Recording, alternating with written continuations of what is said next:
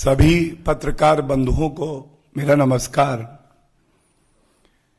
यह आज की प्रेस वार्ता एक बहुत ही महत्वपूर्ण विषय पर की जा रही है।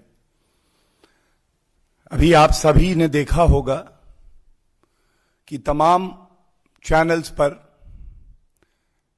एक ऑडियो टेप सुनवाया जा रहा है।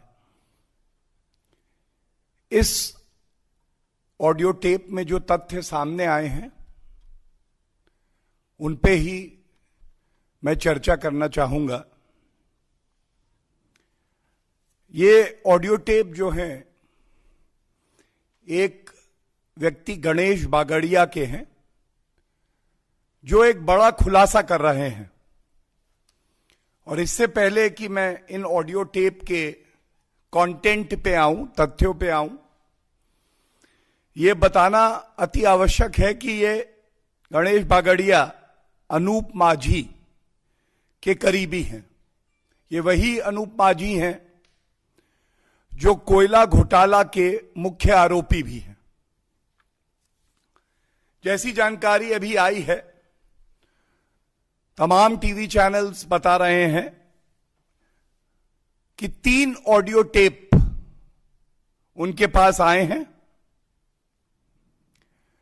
और इन ऑडियो टेप के जो तथ्य हैं वो बड़े ही चिंताजनक हैं।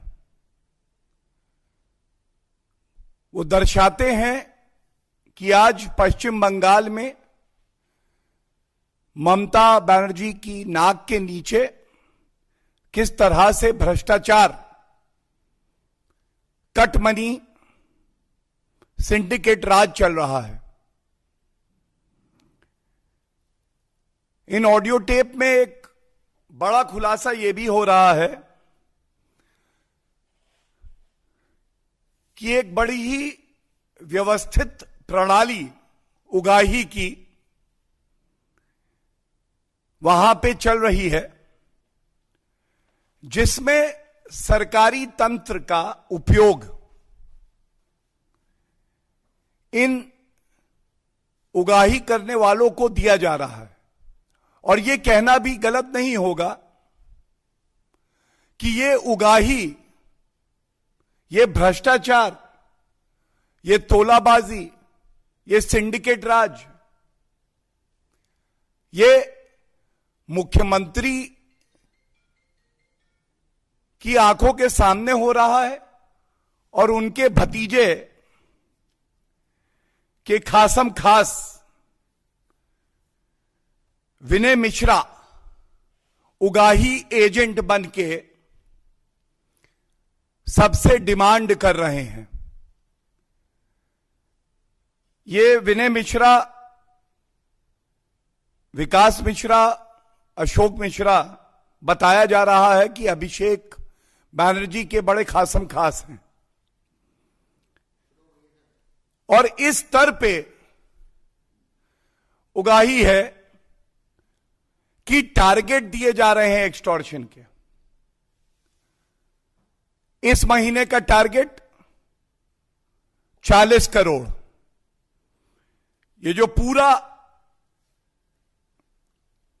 उगाही स्कैंडल कहना गलत नहीं होगा, बताया जा रहा है करीब 900 करोड़ से 1000 करोड़ रुपए तक का है। यह चिंताजनक क्यों है लोकतंत्र के लिए, यह बताना अति आवश्यक है। जो तथ्य सामने आए हैं, पश्चिम बंगाल की जनता ने विश्वास जताते हुए ममता दीदी को मुख्यमंत्री बनाया। हम सब जानते हैं इससे पहले लेफ्ट की सरकार थी, तब भी वहां भ्रष्टाचार था। आम जनता को लगता था कि बदलाव की एक लहर आएगी, लेकिन आज और बुरा हाल हो गया है। खेला होबे, खेला होबे, खेला होबे, बहुत सुना हमने। आज बंगाल की जनता पूछ रही है ममता दीदी से, गिट्टी का भाव आप बताते हो, उगाही आप करवाते हो, क्या यही खेला होबे है? घर का नलका भी लगवाना हो तो कहां से लाना होगा, कितने का मिलेगा? इस तरह का सिंडिकेट वहां बना हुआ है। क्या यही खेला होबे है? किसी आम नागरिक को अपना घर बनवाना है, दीवार खड़ी करनी है, तो पत्थर ईंटें कहां से आएंगे, बालू कहां से आएगी, ये भी ये एजेंट बताते हैं। क्या यही खेला होबे है? प्रतीत ऐसा होता है कि ये भ्रष्टाचार का एक शोरूम और होम स्टोर खोल रखा है ममता दीदी ने। और चिंताजनक ये इसलिए है कि अगर बंगाल की जनता त्रस्त होकर इसकी शिकायत करती है तो सरकार की जिम्मेदारी होती है कि कार्रवाई हो, एफआईआर हो और ऐसे दरिंदों को जेल की सलाखों के पीछे डाल दिया जाए। लेकिन दुख की बात यह है, क्योंकि कट मनी है, हर चीज का एक रेट चार्ट है, तो उनको जेल की सलाखों पे नहीं डाला जाता है, बल्कि इन ऑडियो टेप से सामने आया है, और मैं ऑडियो टेप के ही शब्दों का इस्तेमाल कर रहा हूं, कि कमिश्नर साहब के बगल में जो अभिषेक बैनर्जी का उगाही एजेंट था, वो खुद बैठ जाता है और उसके बाद सभी लोगों से बताता है कि इतना रुपया जमा करो तो काम होगा, वरना नहीं होगा। ये ऑडियो टेप में आया है। हिम्मत देखिए, कमिश्नर के बगल में जो क्रिमिनल है, जो एक्सटॉर्शन करता है, जो सिंडिकेट चलाता है, वो खुद बैठ के रेट बताता है। तो ममता दीदी, क्या यही खेला होबे है? और इसीलिए भारतीय जनता पार्टी ने, हमारे सभी वरिष्ठ नेताओं ने, आदरणीय प्रधानमंत्री जी ने बिल्कुल स्पष्ट कहा है बंगाल की जनता से, भ्रष्टाचार खत्म होगा, सिंडिकेट राज खत्म होगा, कटमनी तोलाबाजी खत्म होगी। बंगाल की जनता परिवर्तन चाहती है।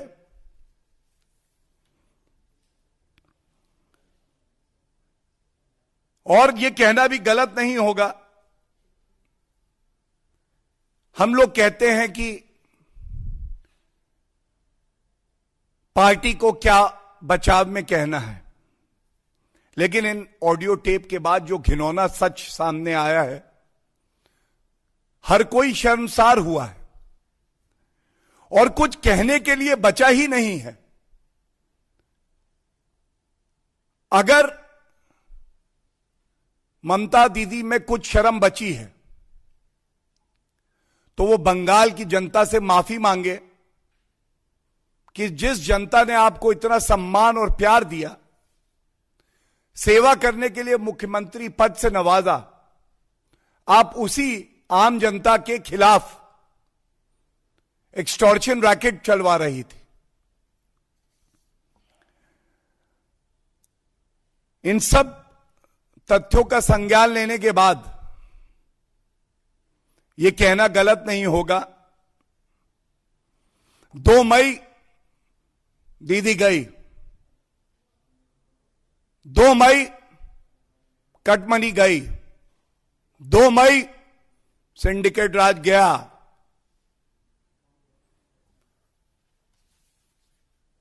इससे ज्यादा भ्रष्टाचारी, पापी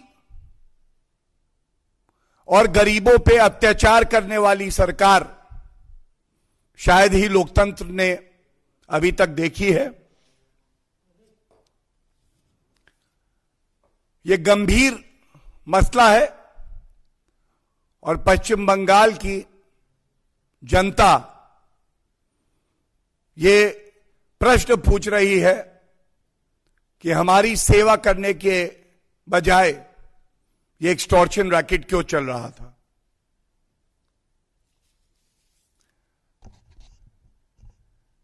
धन्यवाद।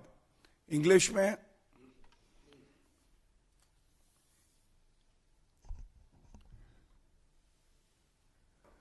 this is a press conference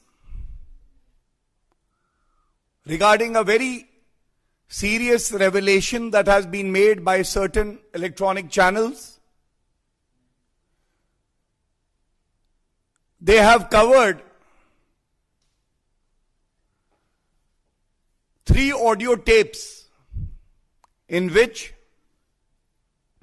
one Mr. Ganesh Bagadia is making a very serious disclosure regarding the syndicate Raj that is prevailing in West Bengal. Mr. Ganesh Bagadia is close to Anup Majhi, who is one of the prime accused in the coal scam. The contents of these 3 audio tapes make it clear that there is a very organized syndicate crime that is taking place in West Bengal. People who are resorting to these illegal means are extorting money from the people of West Bengal are also enjoying political protection from the Mamata Banerjee government. What makes it even more serious is the fact that one such Vinay Mishra, along with Ashok Mishra and Vikas Mishra, who are considered very close to Abhishek Banerjee, have been making demands to the people of West Bengal that you have to deposit this amount for a particular task. What kind of government is this, where even to procure the material to build your house is only available to the citizens of West Bengal once they pay this Vasuli tax? It becomes even more serious because the chief minister of a state who is supposed to guard and fiercely fight for the rights of the people of West Bengal has decided to look the other way and has given the charge to Abhishek Banerjee and his close aides to extort money.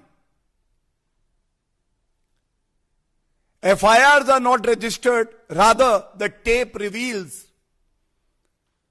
such is the audacity of these extortionists that in one such meeting,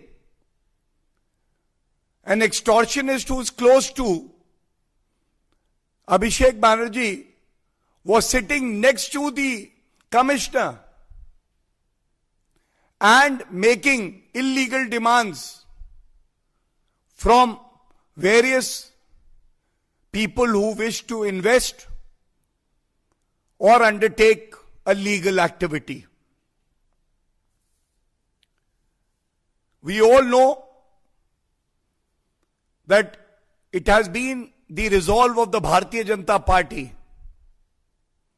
and our respected Prime Minister Shri Narendra Modi ji made it very clear. Bengal has to prosper. Bengal is eagerly waiting for a change. Bengal has to be freed from Tolabazi, from corruption, from syndicate Raj. And I must say We all know that elections are going on in West Bengal also. In democracy, nobody is above the will of the people. People of West Bengal are saying, no more cut money, no cut money, but these extortionists, these political persons giving patronage to the extortionist will be cut to size. They have to be taught a lesson.